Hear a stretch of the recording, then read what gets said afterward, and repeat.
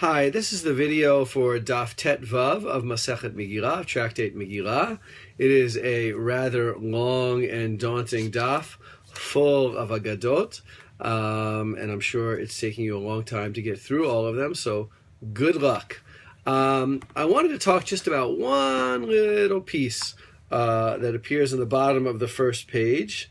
It's in this collection of sayings by Rabbi Elazar in the name of Rabbi Chanina. So very towards the bottom of the first page, it says, Amar Rabbi Elazar, Amar Rabbi Chanina. Rabbi Elazar said in the name of Rabbi Chanina, Kol ha'omer davar b'shem omro mevi gula le'olam.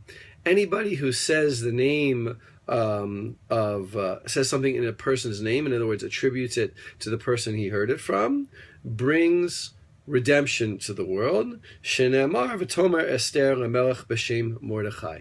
That Esther told the king, and this is of the plot of Bigtan and Teresh in chapter 2, to kill the king. When Esther comes and reports it, first Mordechai reports it to Esther, and then Esther reports it back to Achashverosh, and she tells Achashverosh that she heard it from Mordechai. And from that we have a very famous statement that you can hear people say all the time. Anybody who says where they learned something from brings redemption to the world. So I wanted to talk both about the importance of this telling people where you learn something from, and also how negligent we are of it, and when I think it's okay to be negligent of it. First of all, you can see with the dugma, the example of Esther, that Esther could have gotten tremendous credit with Achashverosh. Her relationship, as we see later in the book, with Achashverosh is a little fraught, right? She's afraid to come into him. She's not really there under her own will with him. At least the Talmud doesn't construe that. So you can easily imagine her wanting to curry favor with Achashverosh and say, look, I did this big favor for you, my king. I found out the plot to kill you, so you should show favor to me over your other wives. And she doesn't do that. She gives credit to Mordechai, who may have been a minister or some person of importance in Achashverosh's court, but he doesn't seem to be somebody who is particularly prominent, at least in this point of the story. So she neglects an opportunity to curry favor for herself, and instead gives that chance over to Mordechai.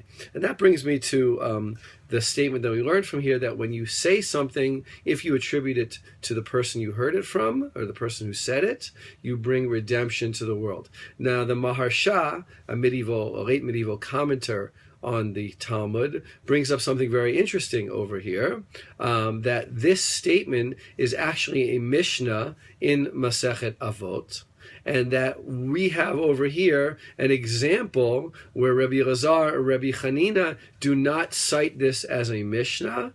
Rather, they just say it as if they made it up. In other words, at the very time that we have somebody say that you should always say where you learned something from, we have a counterexample where that statement itself is said but not given the credit to the Mishnah.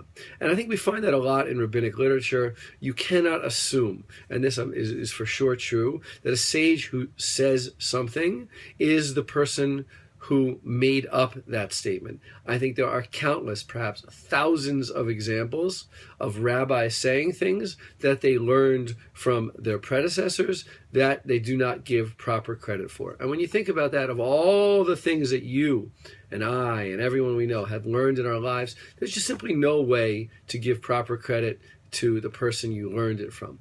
What I will say is the positive, I think, is important. When you do, I don't think it's such a bad thing to say something, as long as your intention is to teach, to say something that you heard from somebody else and not give that person credit. What I do think is both beneficial. First of all, it's always good if you do remember where you learned something to maybe make a note of it and to bring credit to that other person. I know that when I've taught and I've told people I learned this from my teacher, I think it's important for them to hear that. Someday I hope that they'll say, I learned this from Josh Kulp. I also do think that's connected to this process of redemption. What does it mean, redemption, over here? It brings, I think, bringing harmony between the different people in our lives. Esther brings harmony between her and Mordechai at a point where she could have caused a little dissonance. If we could all bring a little bit more harmony by, instead of crediting ourselves with the things we say, but crediting the people whom we heard them, I think we could bring a little bit more of that glow of redemption to the world.